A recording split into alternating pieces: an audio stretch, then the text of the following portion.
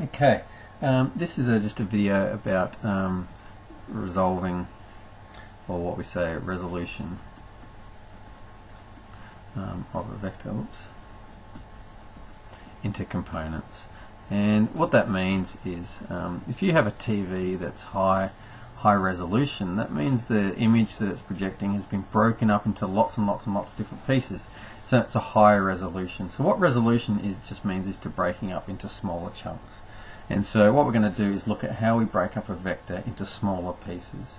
So just to give you a quick overview, you have a vector like that, we break it up into two pieces. We break it up into a horizontal component and a vertical component. Okay, so that's the original vector.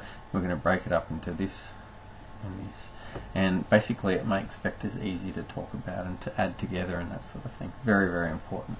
But before we get onto that, we're going to start with unit vectors, and you can probably guess what a unit vector is. A unit vector has magnitude of 1, so it has a length of 1 unit. And so let's have a look at that. Let's just have a look at what a unit vector might be. So I'm just going to do it this way because I always do it the same way, like this. Here's a vector C, and let's say that C has length 7. Okay, magnitude of 7. How could we change this vector C into a unit vector with the same direction? Well, if it needs to have a magnitude of 1, what we need to do is to probably divide this by 7. So it's got a magnitude of 7, we need to divide it by 7 so that it has a magnitude of 1. So the unit vector, what it looks like is this. C with the tilde, we put a little hat on it. The hat represents a unit vector. Okay, so C is equal to, what do we do to make the unit vector? We take the vector C and we divide it by 7. And that gives us a unit vector. It has a length of 1 if we divide it by 7. How about if we had another vector out here, D, that has a length of 21?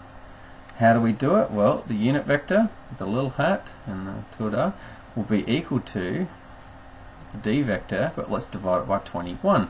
And that gives us our unit vector of length 1. Still the same direction, but length 1. And so in general, if you've got a vector A and you want to find the unit vector of that, it'll be equal to the vector of A. And what do we divide it by? Well, what do we do each of them? We're just dividing it by the magnitude of the vector. So you divide by the magnitude of A. And that is the formula for figuring out the unit vector of any vector. And so that's nice and simple.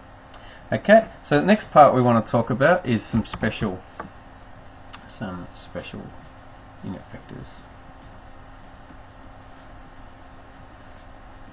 Okay, so let's just have a look at this. I'll do my best at drawing a three-dimensional. It's always a bit weird. X, Y, and Z. And just change the colours. Right. So we've got an X, Y, and Z plane, 3 dimensions. And if we come out one unit in each direction, 1, 1, 1, and we create a vector of length 1 there, there, and there, then we give these special names. The unit vector that goes along the x-axis, we give the name of I. It's a vector of length 1, it's a unit vector. The vector that goes up along the y-axis in a vertical direction, we give the name J. And similarly, you can probably guess, a unit vector in the direction of the z-axis we call K.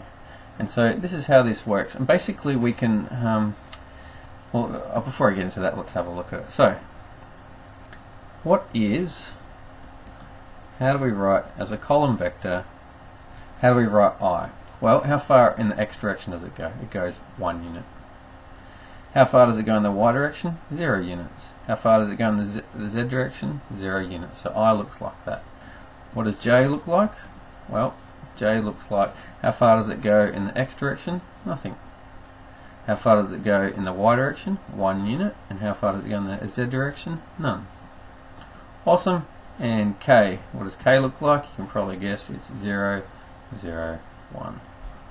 And these are three linearly independent, they're independent vectors that work together so that you can name any vector anywhere.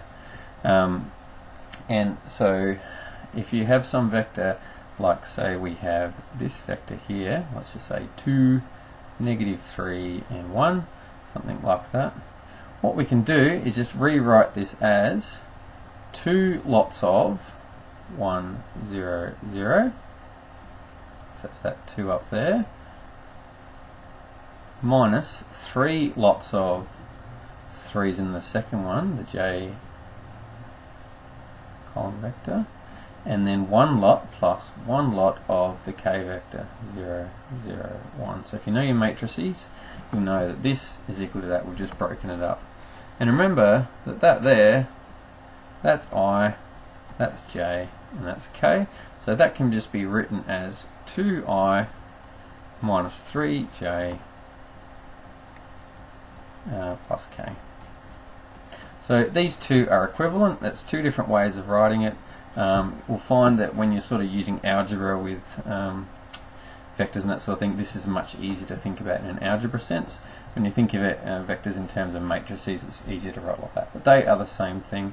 This is a very easy way to think about vectors. Oh yeah, this vector goes 2 in the x direction, -3 in the y direction, and 1 in the z direction.